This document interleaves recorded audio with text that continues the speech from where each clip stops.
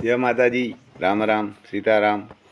इससे ये हमारे इधर नाथा भगत सिसोदिया का मैडा का कंपटीशन था, वहाँ मेडल दे रहा है।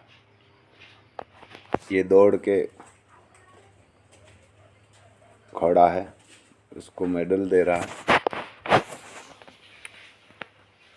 ये अलग घोड़ा है, उसको पहला स्थान हासिल किया है, और ये 20 में है वो तीसरा, और साइज में है वो इसने दूसरा हासिल किया है।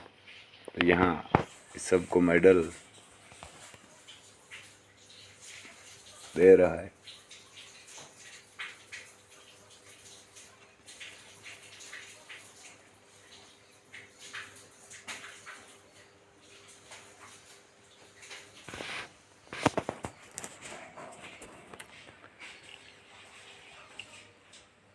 ये घोड़ा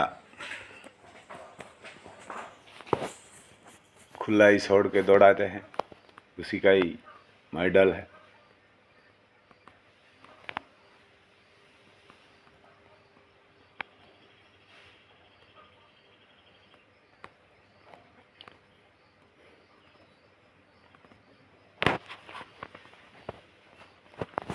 ये 1500 फुट के आसपास की लंबाई थी, 1.5 किलोमीटर के आसपास।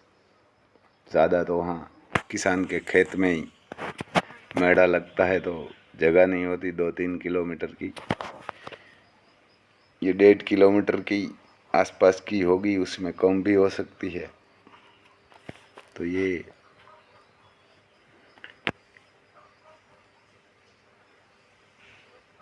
ऐसे में घोड़ा को दौड़ना भी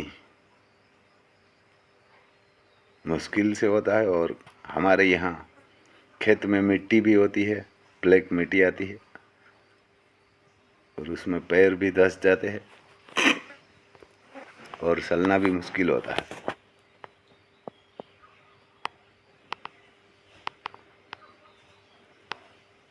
ये अलग घोड़ा है, उसका पहला स्थान हासिल किया है।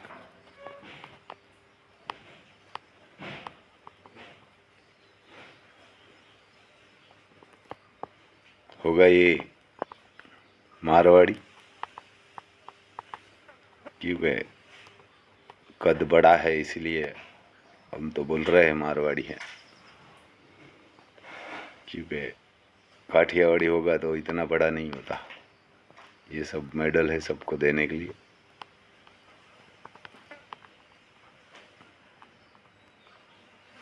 यही पहला नंबर लिया हुआ अलग घोड़ा है।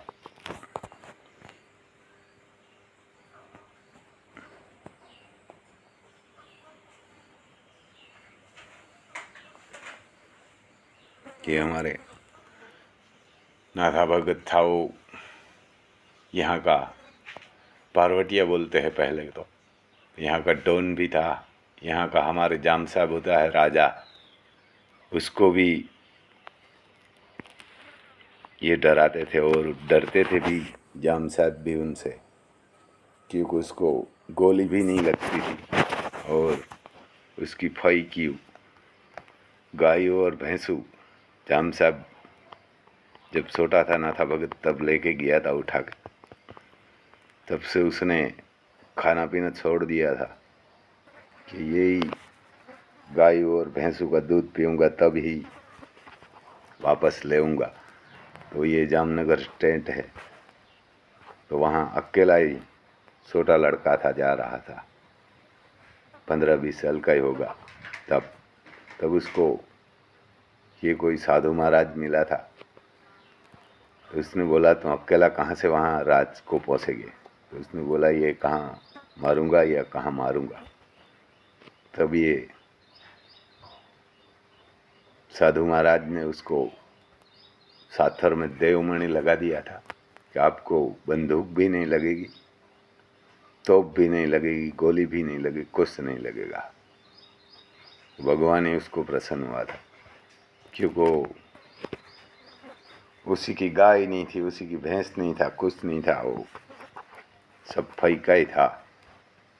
तो वहाँ लेने के लिए जा रहा था, दूसरे के लिए जा रहा था, इसलिए उसने भगवान ने भी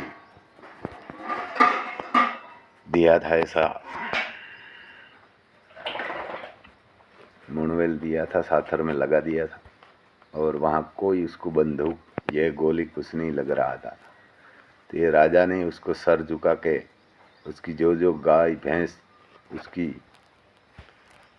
फई बाकी था वो वापस कर दिया था, और झगड़ा भी उन्हीं से ही कर रहा था। वहाँ ही उसके राज में ही रहता था। हमारे इधर एक पोलापना है पहाड़, उस पहाड़ में, और हमेशा ये उसी का ही गांव में जो भी लूट फाट करना था वही कर रहा था, लेकिन कोई गरीब को नहीं सताते थे। कोई भी जाम साहब का बड़ा व्यापारी होगा उसको लूट के गरीब को ये बांट देते थे, क्योंकि उसके साथ तो बहुत लोग भी, अभी तो ये बड़ी टीम बन गई थी, उनसे ये खुद जाम साहब भी डरते थे। और ये कभी हमारे इधर पोरबंदर के टेंट में कभी किसी को, कोई व्यापारी को तंग नहीं करते थे। लेकिन जब जाम साहब का कोई भी व्यापारी बड़ा होगा और उसको मालूम होगा कि ये साला कमीने है और गरीब को लूट रहा है, तब उसके घर जाके उसका कुछ पूरा पैसा और लूट फाट करके गरीब को बांट देते थे। ऐसे आदमी का इतिहास में भी नाम रहता है। इसको थोड़ा सब्सक्राइब करना, शेयर करना। जय माता जी।